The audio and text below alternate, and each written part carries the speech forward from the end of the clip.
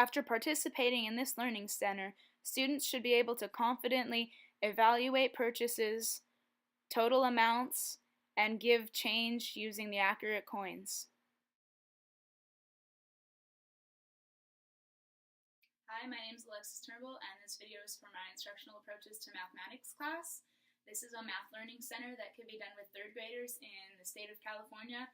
It's based on California State Standards 5.0. Students make and model and solve problems by representing adding and subtraction amounts of money. 5.1.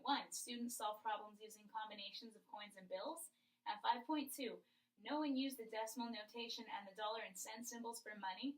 This also has an overlap with the California Social Studies Standard 3.5.3. Understand that individual economic choices involve trade-offs and the evaluation of benefits and costs. To do this center, you're going to need scratch paper, notebook paper, pencils and pens, and you can take some chairs from your classroom and some tables from your classroom. The most important thing about this center is having the manipulatives to give it the real experience. You're going to need money and coins. For the money, you can either buy play money at the store or you can just cut some paper and write dollar increments on it to make your own.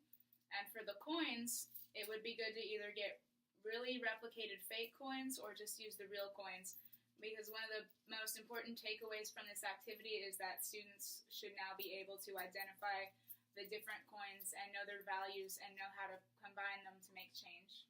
Another piece of this center you're going to want to make is a menu. The first menu that I made for this center, I just looked up online free menu templates and I was able to make one. And this one's pretty cool. It has a variety of options. The students kind of learn, like, sometimes things come on the sides. So maybe if they want chocolate chip pancakes, they have to pay for pancakes and then they're going to have to pay the extra to get the chocolate chips on it. This creates variation for the center because you can change the menu. You can change the time setting. This is a breakfast menu. Maybe you'll want to add a dinner menu as the students' skills improve. And with dinner, prices are more expensive, so that'll kind of make it a little bit harder. And then you could also pick menus from local food restaurants in the area to get students into the real practice, because in a few years they may have $5 at Starbucks and they'll need to learn that they're not sure if they can get a grande pumpkin spice latte and a cake pop with $5. So having real menus from local restaurants and putting foods that they're interested in ordering will really kind of bring this center to life and illustrate to them why this is so important of a skill that they learn. To set up the center, to make this center something students can work independently, you should put the title on the top, the state standards just so that they know what they're getting out of it, the roles in the process. The materials should already be out, so it's up to you unless you want to have the students gather the materials or so that the students will know maybe if you forgot to put something out for the center that day. Expectations of what you want to collect at the end from the students after attending this center, and then help flaps, which I'll get into in a little bit. In the center, we have two main roles for the students. We have the server. The server is one person per turn at the center. The server's responsibility is to total each customer's bill, take the money back and bring them change, and then write up their report at the end. For customers, you could have anywhere between 1, maybe 3 at the most, just so that the center doesn't get too crowded, the kids don't get too crazy. But with the customer, each customer has a different value of money. For example, customer 1 might have a 10, customer 2 might have a 20, customer 3 might have maybe 3 ones, a 5, and a 10, just so that the students have variety. And also to add variation, you could change it up. You could make maybe 15 different customers, and you could have like a dish with drawing cards, and they would have to, so every day they could play the center but receive a different role and have a different turn. The customer's responsibilities are to order efficiently off the menu, meaning stick to their budget range. They have to kind of know, I have this much, it costs this much, to help them understand and evaluate their choices. Customers also are responsible for deciding how they're going to pay the bill and how they're going to make the tip, and then finally writing their little final review. You could have this center last anywhere from 15 minutes for the students just to get in, take their order, do the math, and get out. Or if you have more of a relaxed day, you could make this more of a free play environment let the students role play out a little more details of the restaurant, maybe have some conversations, talk a little bit. That could be like a fun Friday reward activity.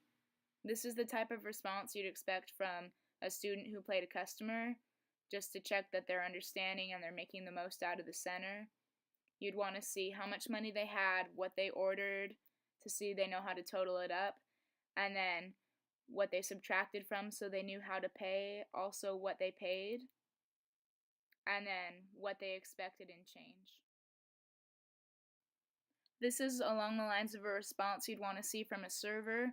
You'd want them to be aware of how much the customer spent, what the customer gave the server, and then with the server you want to see the more detailed description, not just 24 cents, but 2 dimes and 4 pennies in change.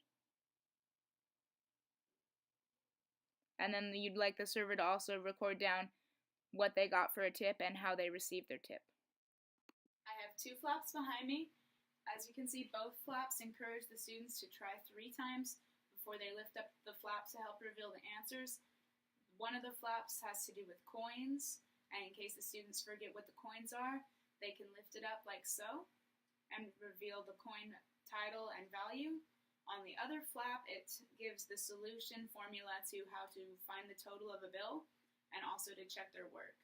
What I like about having the flap covers is that the students who need help have access to the resource, and the students who don't need help or want to test themselves, it won't just be directly in their face, so they'll still have an opportunity to try on their own to see how they're really understanding the concepts. Strategies to meet diversified learning. If your student's blind, you could get the menu written in Braille or have other students read the menu aloud to them.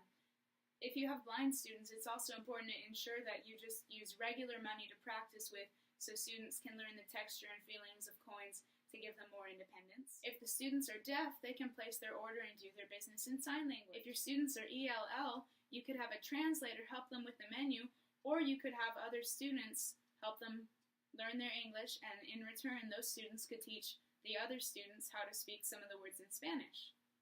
If you have students with learning disabilities, you can ensure that they get the easy amounts of money customer rolls while they're first learning, and if they're the server, you could give them a partner to help make sure they understand the process. If your students are gate, you could make sure they get difficult customer rolls, or you could factor in tax to help them work on their multiplying of decimals in addition to traditional adding and subtraction. I hope you've enjoyed my presentation of the Math Cafe, and I hope that I've provided you with enough instruction and variation that you would be comfortable teaching this in your classroom setting.